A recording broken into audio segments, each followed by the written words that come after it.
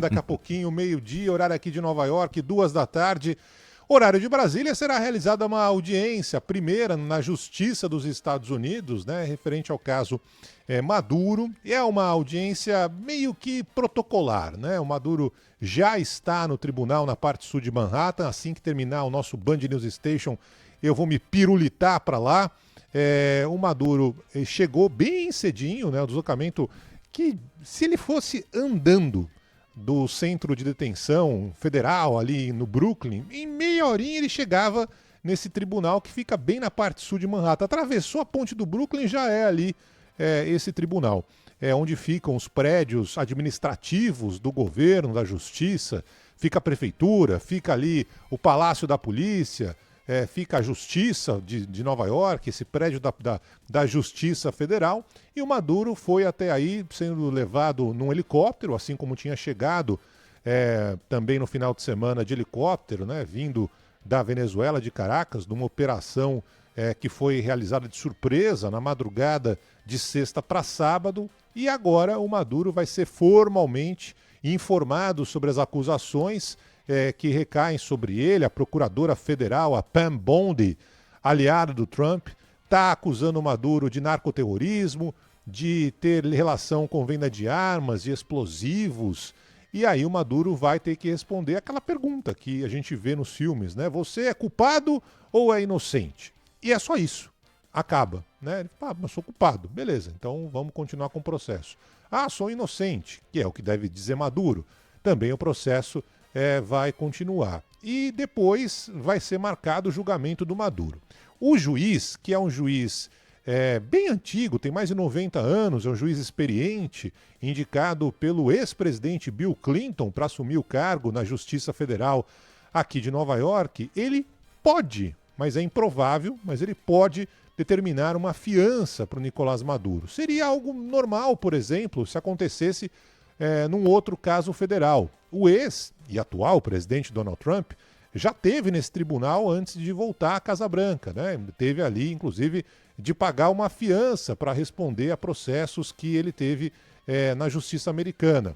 Pagou a fiança, continuou respondendo ao processo, num deles foi condenado, inclusive, né? Um caso envolvendo o que teria sido um assédio, estupro, enfim, a uma jornalista aqui nos Estados Unidos. Mas, enfim, agora a história é com o Maduro. E o Maduro está nessa penitenciária que eu li que a imprensa brasileira está chamando de parecida com a Tremembé, né, já que está na moda no Brasil, a penitenciária no interior de São Paulo, porque ali ficam, entre aspas, né, alguns famosos, o Piriri lá, o cantor, o rapper Puff Daddy, tem aquele Luigi Mangione, que foi um assassino, um jovem, que ano passado matou o CEO do principal seguro de saúde, o negócio a sangue frio aqui em Nova York, depois teve uma caçada, esse cara foi encontrado num McDonald's aqui na Pensilvânia, no estado vizinho, enfim, então essas figuras lá. Mas assim como no Tremembé, você tem áreas pesadas, né? Barra pesada, você tem, no último ano, 4 presos se mataram ali, então digamos que Maduro não vai ficar numa ala digamos, mais perigosa, ele está, por enquanto, numa cela individual, mas é o que tudo indica, ele vai ser levado para uma cela com mais um preso depois da audiência de hoje. Como nos filmes, né, tem aquele famoso beliche, um dorme em cima, outro dorme embaixo, tem banho de sol normal e tudo mais.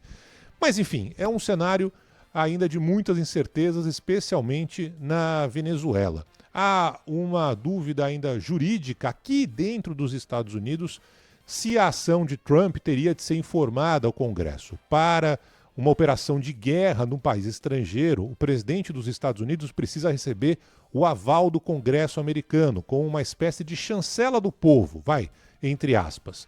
O Trump não pediu nenhuma chancela para ninguém. Ele foi lá, realizou esta ação contra Maduro e não avisou o Congresso. Trump disse que poderia, inclusive, ter sido vazada essa informação pelo Congresso americano, caso ele tivesse informado. E ele está, por meio de uma manobra, digamos assim, jurídica, que aconteceu na década de 80 no Panamá, quando fizeram uma ação semelhante, prendendo o ditador do Panamá. Não foi tão fácil, naquela ocasião foram 2 semanas até a prisão desse ditador panamenho. Agora, as ações americanas foram feitas de forma cirúrgica, foram muito rápidas. Segundo o Pentágono, nenhum agente federal americano morreu, mas entre os agentes venezuelanos foram mortos. Aliás, hoje tem uma notícia falando que a maioria era cubana. Daqui a pouco a gente vai falar mais sobre isso, inclusive aqui no Band News Station. De qualquer forma, há uma discussão jurídica aqui nos Estados Unidos sobre essa operação do Trump. É uma operação que não era apoiada pela população americana. A população americana nem sabe direito onde fica a Venezuela, não tem ideia de quem é Maduro, menor ideia de quem é Maduro. Não é algo que as pessoas falam aqui como falavam no passado, por exemplo, de Osama Bin Laden. Todo mundo sabia que o Bin Laden mandou explodir o World Trade Center, as Torres Gêmeas aqui em Nova York, atacar o Pentágono. Todo mundo sabia que o Saddam Hussein era o ditador do Iraque, né, que estava ali promovendo uma série de ataques, pelo menos na visão aqui dos Estados Unidos. No caso de Maduro, ninguém tem a menor ideia de quem é o ditador da Venezuela. Estou falando aqui do povão, não é papo de boteco, não é papo de conversa do dia a dia.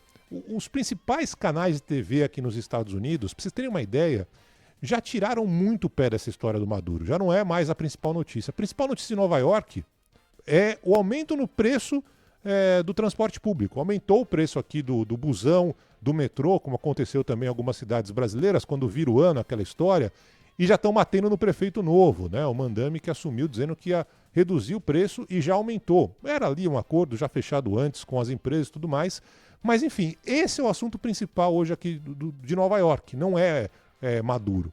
Para vocês terem uma ideia de como essa ação do Trump não está no dia a dia, na preocupação, digamos assim, no dia a dia do americano. Mas evidentemente que tem consequências gigantescas no plano internacional.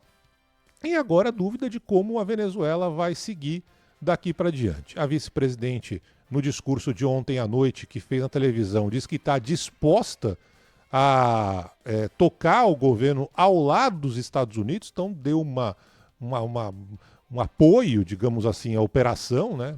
Dizendo que, olha, me deixa aqui, estou tocando o barco numa boa, e aparentemente é o que vai acontecer a partir de agora com a Delcy Rodrigues, que assumiu o comando da Venezuela, com o apoio, pelo menos nesse primeiro momento, dos Estados Unidos, se ela tocar a cartilha que o Trump quer. Né? E o Trump, nesse momento, quer petróleo, quer exatamente que as principais refinarias ali da PDVSA, né, voltem para a mão dos americanos, e aí ele tem um controle gigantesco nas mãos. Enfim, tem muita coisa para falar ao longo desse Band News Station, que evidentemente vai tratar desta ação americana, a apreensão de Nicolás Maduro e a ação que daqui a pouco a gente vai acompanhar aqui na Justiça em Nova York. Ele foi trazido para cá às 2 horas da tarde com essa audiência no tribunal aqui, Renan.